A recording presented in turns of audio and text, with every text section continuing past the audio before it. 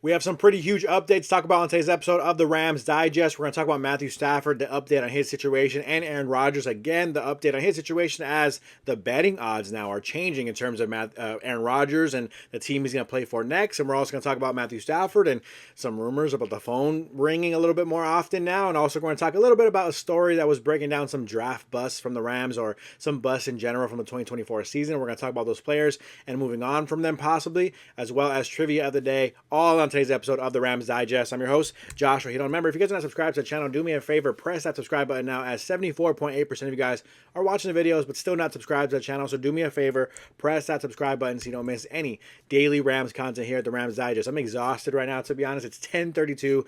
I've left my house at 7:30 this morning, 7:50, around there.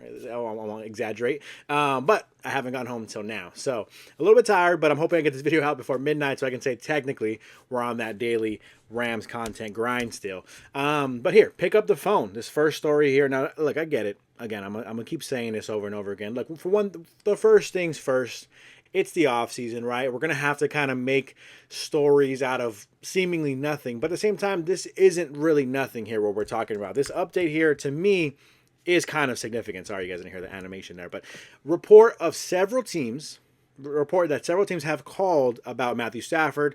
Rams asking price believed to be a first-round pick. So this story in general is already telling you a couple things, right? People are calling about Matthew Stafford. So other GMs are calling. They're not thinking this is a rumor. They're not thinking this is probably not going to happen. They're not thinking it's impossible for the Rams to trade Matthew Stafford. For those who think it's not realistic, teams are calling. Second part of this is the asking price from the Rams is at least a first-round pick. So therefore, the Rams have reached back out to these teams. They've at least been in conversation with teams saying, if we're even going to entertain this conversation, we need at least a first-round pick in return. And so that's, again, to those people who, I get it, why you're upset saying, no, keep Matthew Stafford. This is why we keep talking about this. This is now a pretty huge update on this situation, right?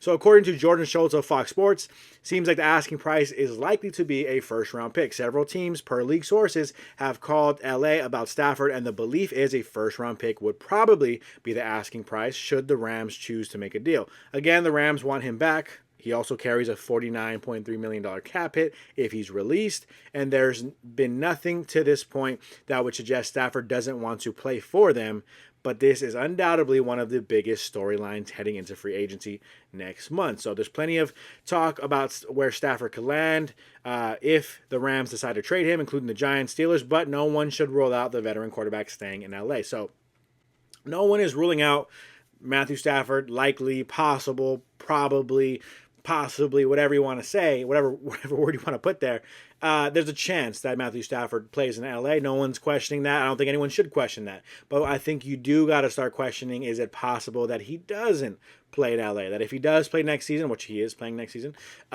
he may play for a new team. And that's kind of just the reality we're kind of sticking with here. Again, Jordan Schultz himself, again, Fox. So we talk about ESPN, right? We're talking about Adam Schefter talking about this story. Now we're talking about Fox Sports talking about this story. Again, another huge reporter in Jordan Schultz. So like, we're talking about big names, big media people talking about the scenario because it is one of the more intriguing storylines of the offseason in general. What are the Rams going to do here with Matthew Stafford?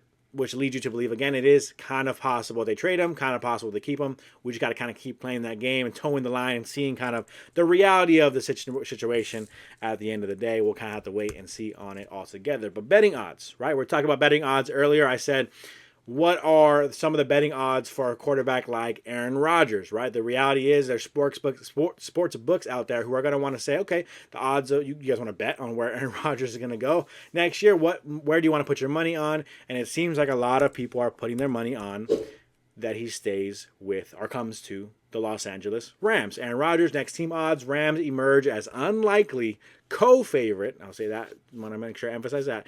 Co-favorite to land former Jets quarterback.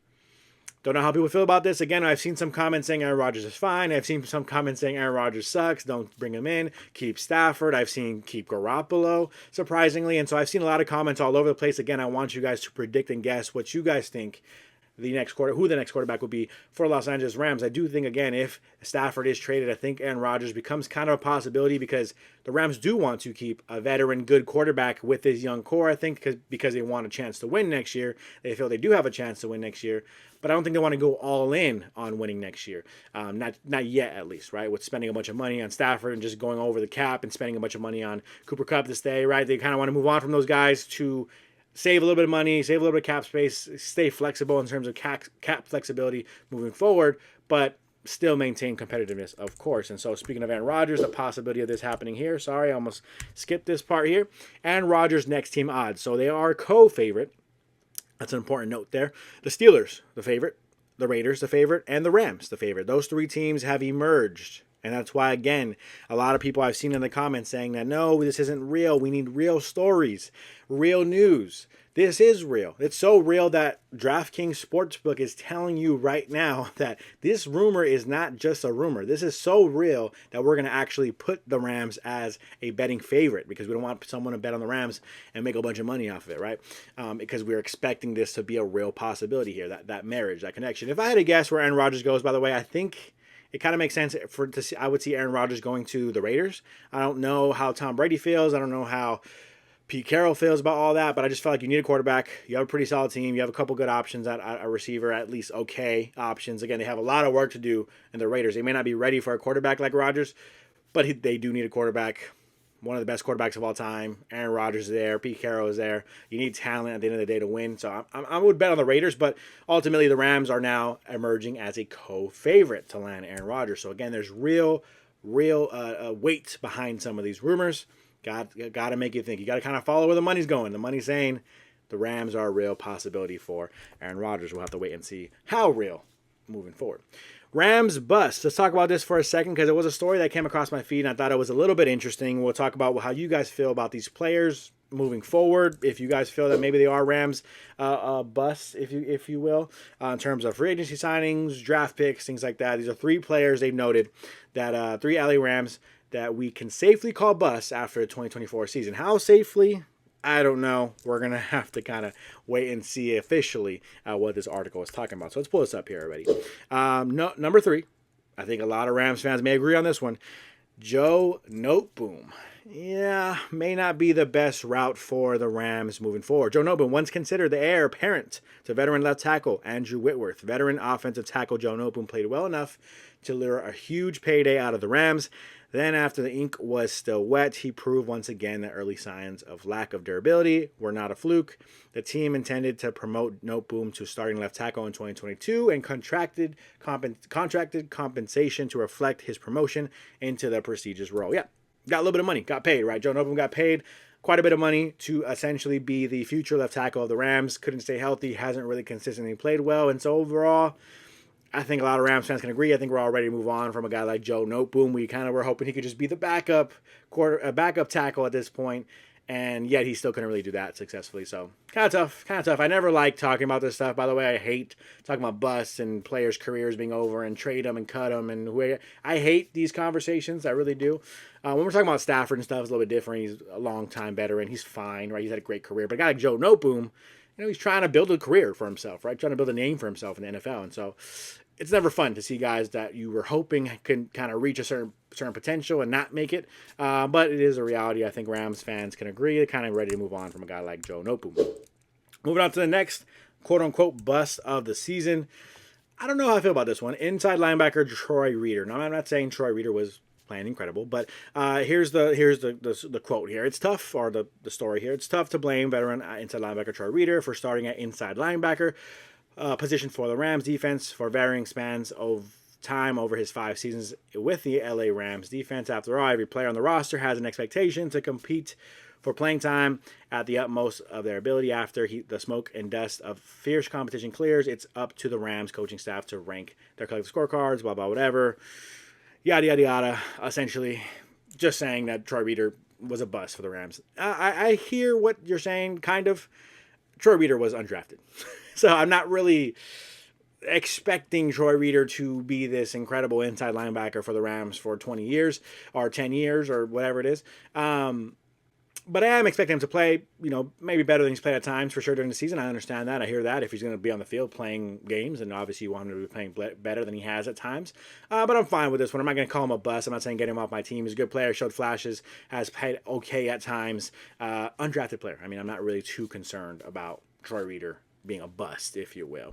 Last but not least, we're talking about Hunter Long. Tight end Hunter Long here. Again, another guy I'm not really freaking out about. I don't know how you guys feel, but Joe Noteboom to me was kind of the number one guy. Everyone else, it's like, okay, yeah, sure, tight end Hunter Long. I mean, you have guys like Tyler Higbee on the roster. You have guys like Colby Parkinson. I mean, you have other tight ends that have been able to fit what you need, but tight end Hunter Long is the other guy involved in the Rams trade of All-Pro defensive back Jalen Ramsey to the Miami Dolphins. At the time, Long was touted as a tight end that had intrigued the Rams for an office in the 2021 draft. Unfortunately, was selected in the third round by the Dolphins, appearing in 3 games with 2 starts as a rookie. Again, not really super concerned, right? Third round pick, of course. Yes, you expect a little bit of more talent from here. You want some more production, generally speaking, but we're still in a position where you got Tyler Higbee playing out there. Colby Parkinson has filled that role pretty nicely. And so, yes, it's disappointing that Hunter Long isn't the tight end too, but I'm not really freaking out about him not being a future of the Rams tight end position, most likely. We'll see how he does this season, but I'm not freaking out about it overall. So that's kind of just a couple bust names. I think I really only agree with Joe Noteboom for the most part that I'm really upset about in terms of ready to move on, ready to move in a different direction at that position. We'll have to wait and see if the Rams do that. Last but not least, trivia of the day, everyone's favorite part. Shout out to everybody who actually commented about the trivia today, because I do appreciate it. A lot of people commented today this time, and we'll shout all you guys out. Even if you got it right, got it wrong, we'll go ahead and shout you guys out. So let's pull up the trivia question of the day from last episode, and that it was in 1993. The post-touchdown celebration called the Lambeau Leap was invented by what Packers defensive star? That was trivia of the day for the last episode. And if we pull up here, here is the multiple choice options were George Teague, Gilbert Brown, Leroy Butler, or Reggie White. I want to give a special shout outs. I want to put them on the screen. All the people who guessed last episode in the comments. We appreciate you guys. I appreciate you guys. Here was David Martinez with Leroy Butler. Looks like Aaron Bearden with Reggie White. Raina said Reggie White. Finals Flash said Leroy Butler. Daniel, shout out to Daniel, been playing the last couple episodes. He said Leroy Butler. Lake Show Fan 09 says Reggie White. And Mikey says Leroy Butler. Who was correct? Leroy Butler, Reggie White. We're going to have a little bit of a drum roll situation here. I'll see if I can give you a solid one. The answer, and make sure I flip to make sure I'm not saying the wrong one. Leroy Butler. So shout out to all you guys who said Leroy Butler. You were correct on the last episode for the trivia question. That was pretty awesome. Shout out to you guys. Again, appreciate all you guys for commenting. That's why I wanted to make sure I responded to everybody and make sure I give you guys all a shout out. But we'll move on to the next trivia of the day. For those who haven't played, never played before, go ahead and give me a comment after I read the question. You got a couple seconds, and then I'll give you a multiple choice guesses, and we'll give the answer of this trivia of the day. Number 8 on the next episode. What Hall of Famer is the only defensive back in NFL history to play 20 seasons with one team? Give you guys a second here. What Hall of Famer is the only defensive back in NFL history to play 20 seasons with one team? Your multiple choice options are as such. Was it A, Rod Woodson? Was it B, Darrell Green? Was it C, Aeneas Williams? Or was it D, Ed Reed? Rod Woodson, Darrell Green, Aeneas Williams, or Ed Reed? You guys give me your guesses down below in the comments. We'll have to wait and see till next episode to see who guessed it, see who guessed it right, see who guessed it wrong. Maybe I'll shout both sides out.